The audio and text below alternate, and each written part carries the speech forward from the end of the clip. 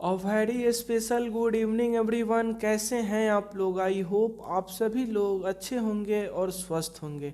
तो my dear student, आज की क्लास काफ़ी इम्पॉर्टेंट रहेगी क्योंकि आज की क्लास में हम लोग हिंदी के इम्पॉर्टेंट क्वेश्चन को करेंगे जो कि आपके बिहार पैरामेडिकल 2023 की परीक्षा के दृष्टिकोण से काफ़ी ज़्यादा इम्पॉर्टेंट रहेगी।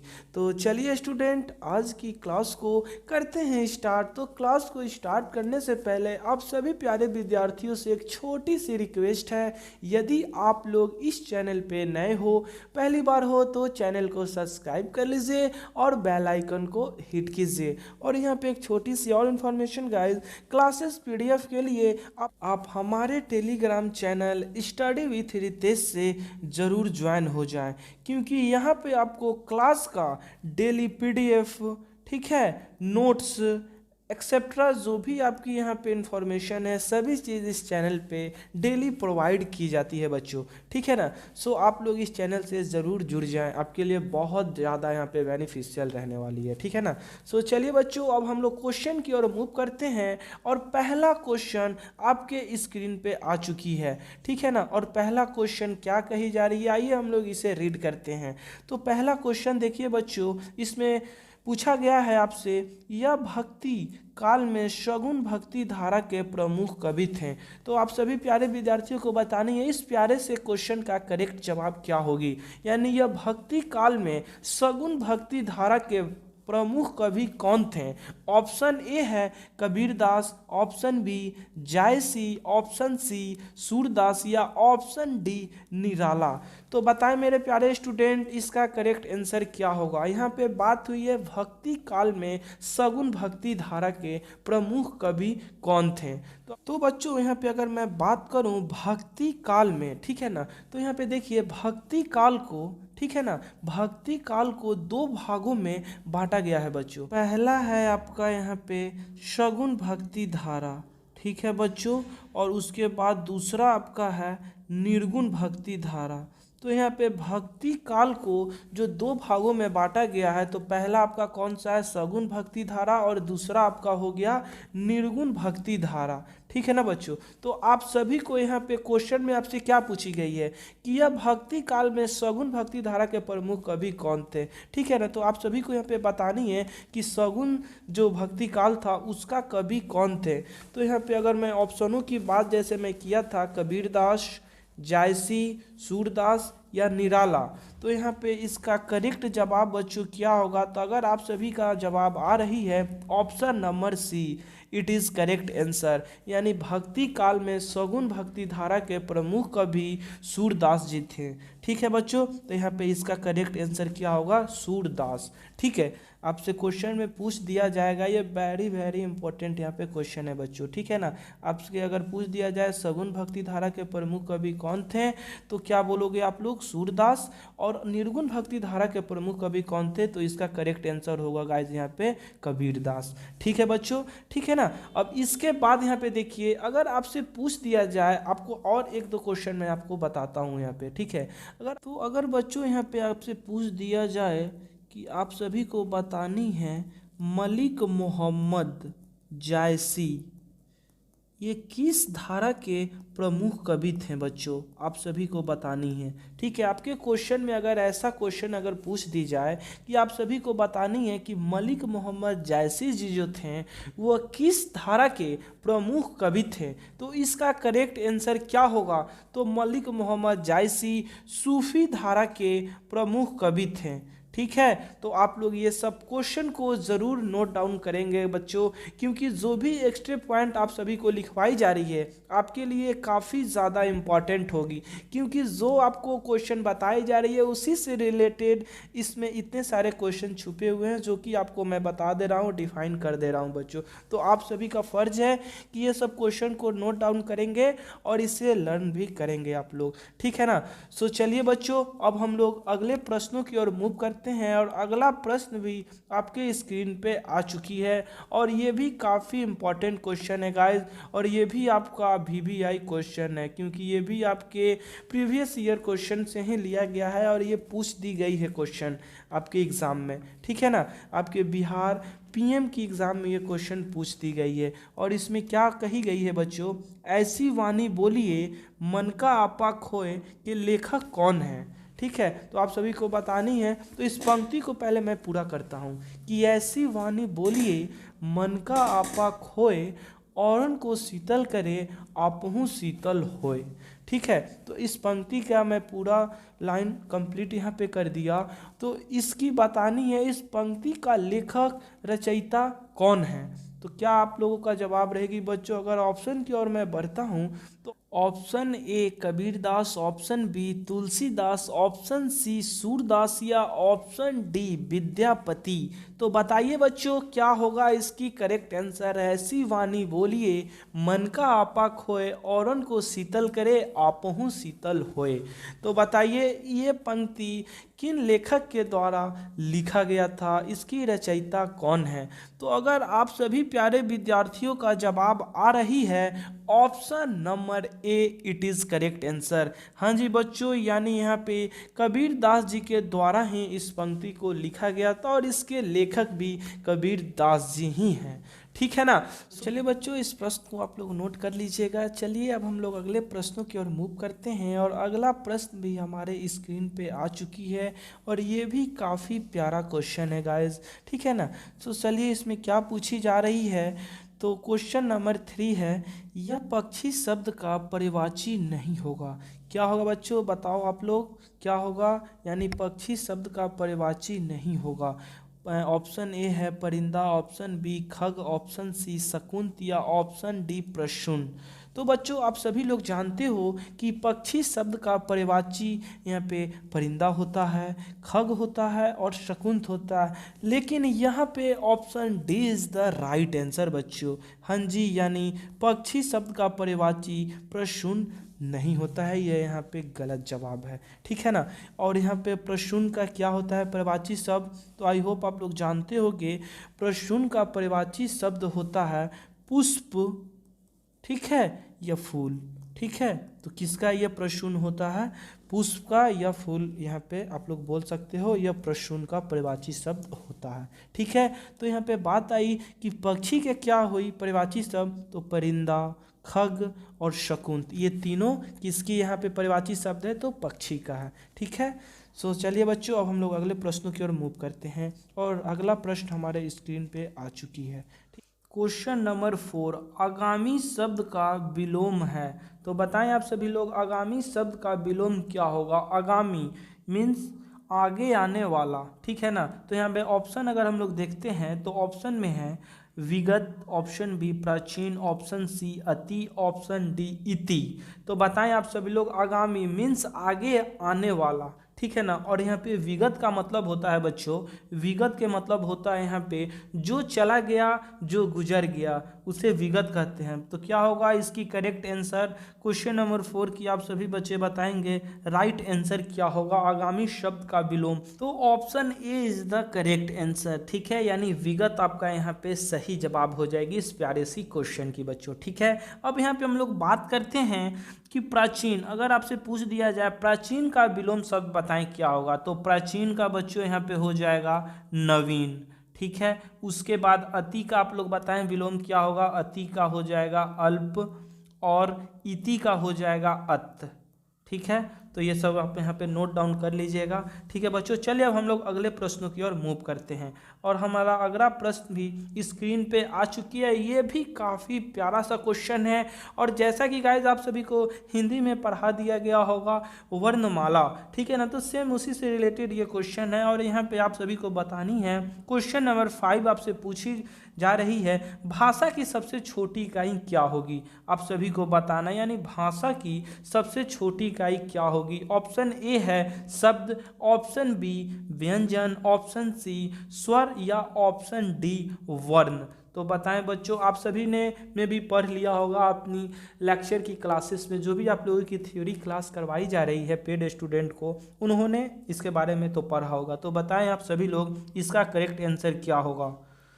फास्ट बताएंगे बच्चों, इस वीडियो के कमेंट सेक्शन में आप लोग इसका आंसर दें। तो अगर आप सभी का जवाब आ रही है option number D, it is correct answer, यानी भाषा की सबसे छोटी इकाई को वर्ण कहा जाता है। तो आप लोग ये सब प्यारे प्यारे क्वेश्चन है गाइज, आप लोग जरूर इसे लर्न कीजिएगा, याद कीजिएगा बच्चों, क्योंकि ये काफ़ी इंपॉर्टेंट यहाँ पे प्रश्न है। और यहाँ पे एक और प्रश्न आपके लिए बच्चों, ठीक है, अगर आपसे पूछ दिया जाएगा कि वर्णों के व्यवस्थित समूह को क्या कहते हैं, ठीक है, ये भी काफ़ी इम्पोर्टेंट, ये सब वर्णमाला जो भी यहाँ पे आपकी टॉपिक है, इससे काफ़ी इम्पोर्टेंट क्वेश्चन इसमें से पूछे जाते हैं आपके एग्ज़ाम में।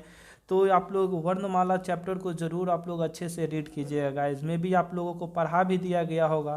तो आई होप आप सभी इस प्यारे प्यारे क्वेश्चन का जवाब आप सभी को पता होगा। यहाँ पे एक क्वेश्चन आपसे मैं पूछता हूँ कि आप सभी का इसका बताइएगा बच्चों क्या होगा करेक्ट आंसर, ठीक है। यहाँ पे वर्णों के, ठीक है, व्यवस्थित समूह को क्या कहा जाता है, आप सभी बताएंगे फास्ट।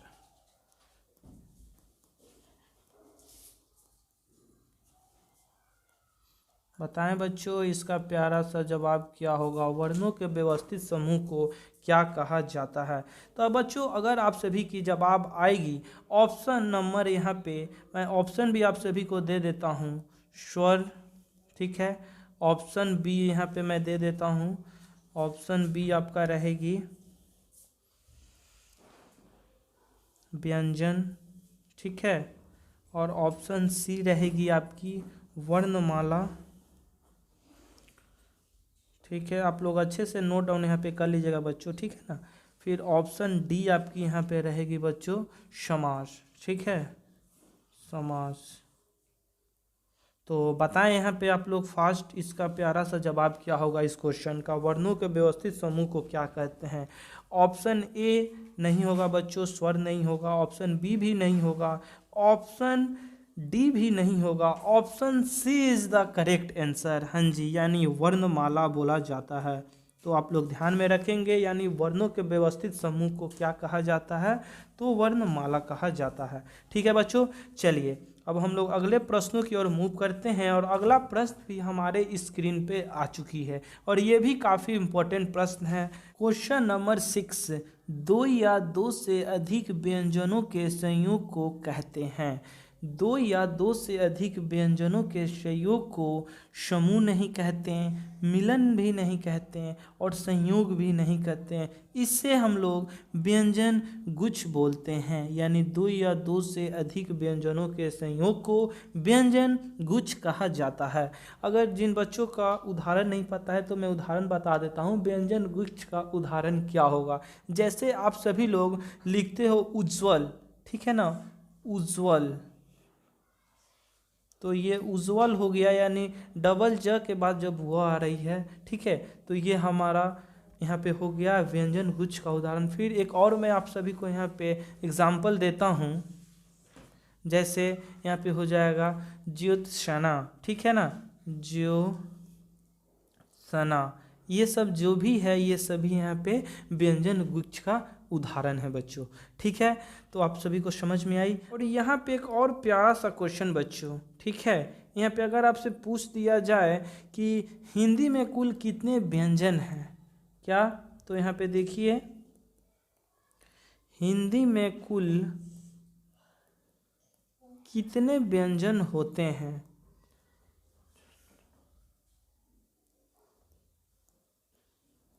तो बताएं आप सभी लोग इसका जवाब क्या होगा बच्चों, हिंदी में कुल कितना व्यंजन होगा।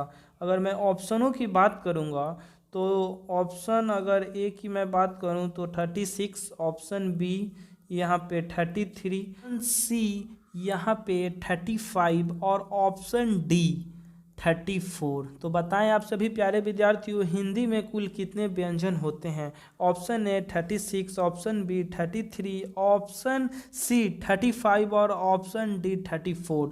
तो प्यारे मेरे विद्यार्थियों, अगर आप सभी का जवाब आ रही है, option number B is the correct answer. और ये काफ़ी कन्फ्यूज़न वाला यहाँ पे क्वेश्चन है बच्चों, ठीक है ना, क्योंकि आप सभी को यहाँ पे काफ़ी सारे विद्यार्थियों के यहाँ पे डाउट भी होगा इस क्वेश्चन का आंसर में, क्योंकि यहाँ पे काफ़ी सारे बुक्सों में गाइज यहाँ पे अलग अलग इसका आंसर दिया हुआ होता है कि जो भी व्यंजन होती है हिंदी में, कहीं में कुछ देखने को मिलता है। बट यहाँ पे जो हमारे हिंदी मानक होते हैं, ठीक है ना बच्चों, जो हमारे हिंदी मानक में यहाँ पे 33 ही मूल व्यंजन बताई गई है। तो आप सभी को यह प्रश्न डायरेक्ट याद रख लेनी है कि हमारे हिंदी मानक में मूल व्यंजन 33 होती है, ठीक है ना। तो B is the right answer, ठीक है बच्चों। चलिए अब हम लोग अगले प्रश्नों की ओर मूव करते हैं, और अगला प्रश्न भी हमारे स्क्रीन पे आ चुकी है। और जैसा कि गाइस देखिए यहाँ पे बाय मिस्टेक यहाँ पे प्रिंट हो चुका है सेम वही क्वेश्चन, ठीक है ना, क्योंकि ये क्वेश्चन तो मैं बता दिया आप सभी को, इसका करेक्ट जवाब क्या होगी, तो 33 होगा बच्चों, ठीक है ना। क्वेश्चन नंबर 7, स्वर कितने प्रकार के होते हैं? ठीक है, तो बताएं आप सभी लोग।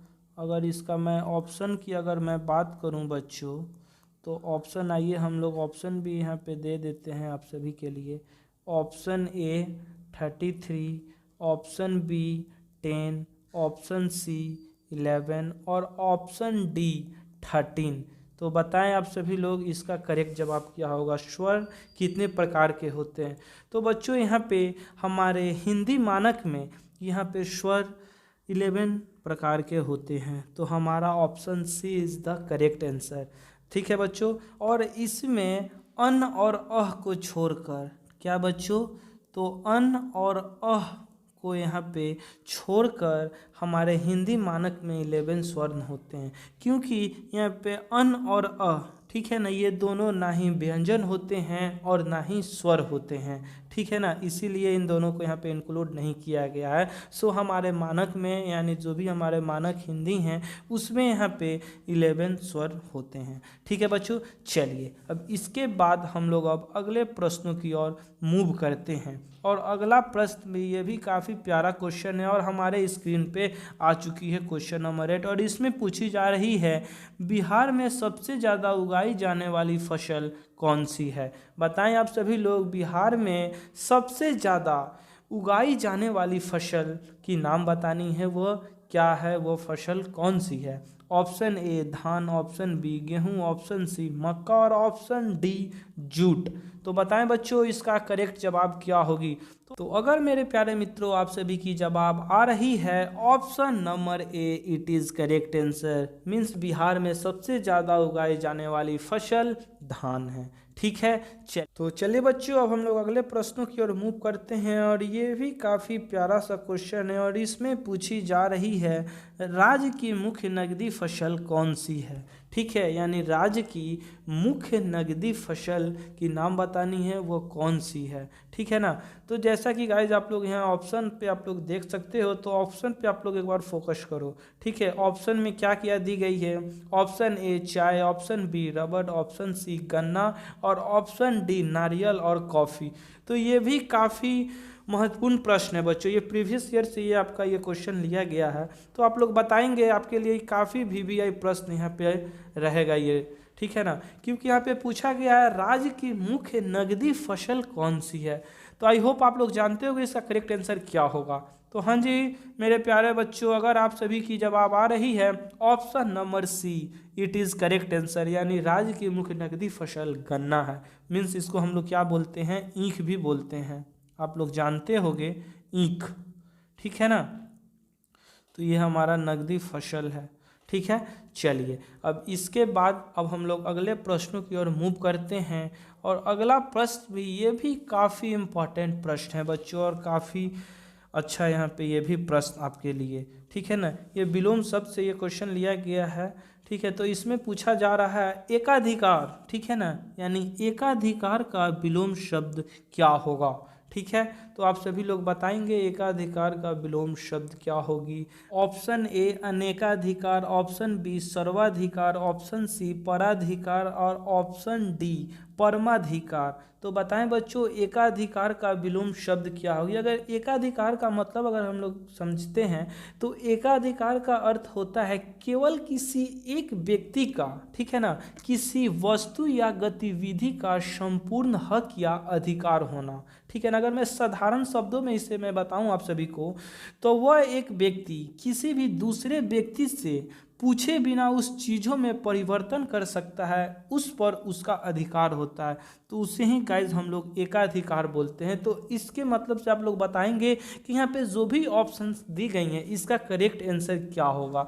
तो अनेकाधिकार, सर्वाधिकार या पराधिकार या परमाधिकार। तो बच्चों अगर आप सभी का जवाब आ रही है option number B, it is correct answer, यानी यहाँ पे सर्वाधिकार इज द राइट आंसर होगा, ठीक है। हाँ जी बच्चों, तो अगर मैं यहाँ पे सर्वाधिकार का उदाहरण की अगर मैं बात करूँ कि सर्वाधिकार से आप लोग क्या समझे, तो सर्वाधिकार के यहाँ पे मैं अगर उदाहरण आप सभी को मैं यहाँ पे देता हूँ तो आप लोगों को यहाँ पे क्लियर हो जाएगी कि एकाधिकार का विलोम शब्द सर्वाधिकार कैसे हुआ, ठीक है। तो देखिए अगर सरकारी सड़कों पे सभी का सर्वाधिकार है तो आप लोग समझ गए कि सरकारी जो भी यहाँ पे संस्था होती है, जो भी चीज़ें होती हैं यहाँ पे सरकारी स्कूल कॉलेज, उस पर सभी का अधिकार होता है, तो वो यहाँ पे सर्वाधिकार आ गया, ठीक है ना, यानी सर्वाधिकार के अंतर्गत आ जाती है। अब दूसरा अगर मैं एग्जाम्पल की यहाँ पे बात करूँ तो यहाँ पे अगर ऐसे बोला जाए कि अपनी इच्छा से खाना खाने का हर मनुष्य को सर्वाधिकार है, ठीक है ना, यानी कोई भी व्यक्ति अपनी इच्छा अनुसार वो कुछ भी कर सकता है, तो वो भी सर्वाधिकार के अंतर्गत आता है। इसीलिए गाइस यहाँ पे एकाधिकार का विलोम शब्द सर्वाधिकार हुआ, ठीक है। तो ये डाउट आपके यहाँ पे क्लियर हो चुकी है। चलिए अब यहाँ पे मैं अगले प्रश्नों की ओर मूव करता हूँ। ये भी प्रश्न काफ़ी अच्छा है बच्चों, इसमें पूछा जा रहा है कि महान का विलोम शब्द बतानी है। महान का विलोम शब्द क्या होगा। अल्फ होगा, ऑप्शन बी नग्न होगा, ऑप्शन सी अनुचित या ऑप्शन डी क्षुद्र होगा। तो बताएंगे आप सभी लोग इसका करेक्ट जवाब क्या होगा। और ये क्वेश्चन आप सभी प्यारे विद्यार्थियों को मैं HW दिए जा रहा हूँ, ठीक है। ये होमवर्क के रूप में ये क्वेश्चन मैं आप सभी को देता हूँ और इसका जवाब आप सभी लोग इस वीडियो के कॉमेंट सेक्शन में गाइज जरूर बताएंगे, ठीक है। मैं देखना चाहूँगा कितने % स्टूडेंट का यहाँ पे इस क्वेश्चन का करेक्ट जवाब आ रही है। तो चलिए आज की क्लास में हम लोग यहीं तक रहने देते हैं, फिर मिलेंगे हम लोग अगली क्लास में नई उम्मीद नई जोश के साथ। जब तक के लिए आप लोग स्वस्थ रहिए, मस्त रहिए। और बच्चों जो है जो होमवर्क के रूप में आप सभी को ये क्वेश्चन दी गई है, आप लोग इसे ज़रूर अपना आंसर दीजिएगा इस वीडियो के कमेंट सेक्शन में। तो bye bye, good night, take care everyone.